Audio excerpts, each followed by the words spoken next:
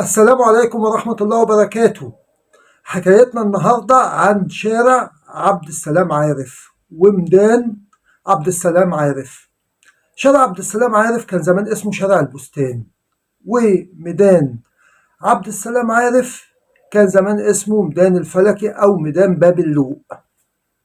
الشارع من أول التحرير لحد شارع الجمهورية في وش قصر عابدين. حكايتنا ايه بقى، او حكاية الشارع ده ايه، او ابتدى بايه، او بدايته كانت زمان ايه؟ كانت زمان مجرى عادي للنيل، بيطلع من النيل ويمشي لحد ما يوصل لباب الخرق اللي هو باب الخلق. الشارع ده كان كله مية ومراكب معدية، بعد كده مية النيل جفت. مين بقى اللي يجي في الحتة دي؟ الفلاحين في بداية الأمر جم يزرعوا بعيد عن الدولة وبعيد عن أعين الدولة عشان محدش يضايقهم وياخد أراضيهم، ويكسبوا قوت يومهم.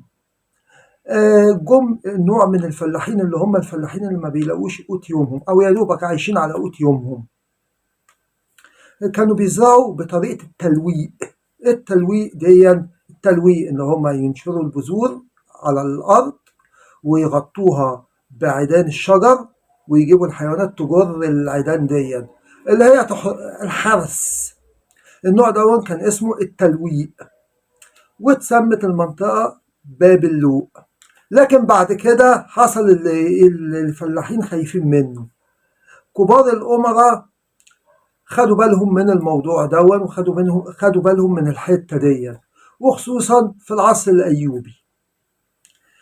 في المنطقة دي كان في بستان كبير اسمه بستان ابن ثعلب، نسبة لواحد من أمراء مصر في العصر الأيوبي، اسمه الأمير ابن ثعلب الجعفري. خد باله من الحتة دي وخدها وعمل فيها بستان كبير. واتكلمنا عن البستان ده في حلقتنا عن شارع رشدي لأنه كان من ضمنه. البستان كان كبير. بعد كده ابن ثعلب ده مات، ورثه ابنه باعه للملك الصالح أيوب. الملك الصالح أيوب خد المنطقة دي كلها وعمرها وعمل فيها قصر مخصوص ليه، واتعمرت طبعا بالطبيعة. الأمراء اللي حواليه جم عمروها فيها بساتين حلوة وجميلة، وعمل ميدان اسمه الميدان الصالحي. ده كان بيمارس فيه هواياته، وهواية لعب الأكرة. الأكرة دي زي لعبة شبه البولو كده، بتركب الحصان وتمسك عصاية وفي كورة وتحاول توقعها في حفرة. فكان بيلعبها، وكان يعني منطقة راحة ليه أو متنزه ليه بعيد عن القلعة ومركز الحكم. وعمل في ناحية باب الخلق كده أو باب الخرق عمل أنطرة في المنطقة دي. جاء أيام عز الدين أيبك خرب الميدان الصالحي. أيام الظاهر بيبرس جه خد المكان دون وابتدى يعمره تاني، بس سكن في مين؟ الهربانين من فلول التتار. جم سكنوا في المنطقة دي واداهم الهدايا وأكرمهم، وكبارهم خلاهم أمراء. وبالنسبة للمكان اللي كان بيلعب فيه الملك الصالح أيوب الأكرة، نقلوا لمكان تاني في ميدان التحرير، تحديدا عند مجمع التحرير كده، عند مجمع التحرير دلوقتي. وطبعا بعد ما سكن التتار في المنطقة دي، جم وفود تانية من التتار سمعوا بقى إن في خير في مكان، والناس بتاخد فيه هدايا وقعدة وإكرام، فابتدوا التتار بقى يجوا في المنطقة دي ويسكنوا فيها كتير. والظاهر بيبرس قابل فيها شخصيات من التتار، أشهرهم بركة خان ابن عم هولاكو.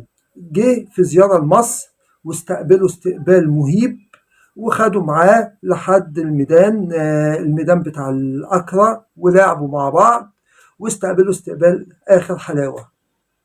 بعد كده أيام الناصر محمد ابن قلاوون، المكان اللي هو ميدان الظاهر بيبرس اللي كان بيلعب فيه الأكرة هدوا وعمل فيه بستان كبير، وجاب فيه الثمرات جابها من الشام، فبقى بستان جميل جدا. والحتة دي اتملت بساتين، وأمراء المماليك عمروها بس للأسف خربت بسبب مؤامراتهم بينهم وبين بعض. في أيام القاهرة الخديوية امتدت ليها إيد التعمير والتطوير.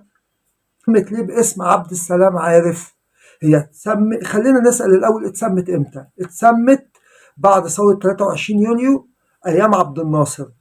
عبد الناصر كان ثوري وكان صديق لعبد السلام عارف، وكان بيحب الناس الثورية اللي زيه، وعبد السلام عارف أطاح بالملك فيصل وابنه عبد الإله، فراجل ثوري.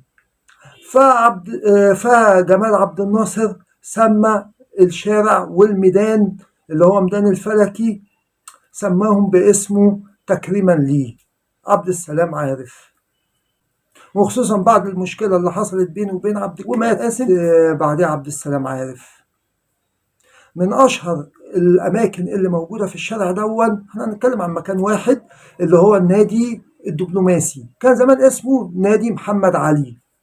ده كان أمراء أسرة محمد علي ووجهاء القوم هم بس اللي كان مسموح لهم إنهم يبقوا أعضاء في النادي ده. دلوقتي بقى قاصر على الدبلوماسيين. وبكده نكون خلصنا لكم حكايتنا عن شارع عبد السلام عارف اللي هو كان زمان اسمه شارع البستان، وميدان عبد السلام عارف اللي هو كان زمان اسمه الفلكي وباب اللوق، وسبب التسمية وأتمنى إنها تكون عجبتكم.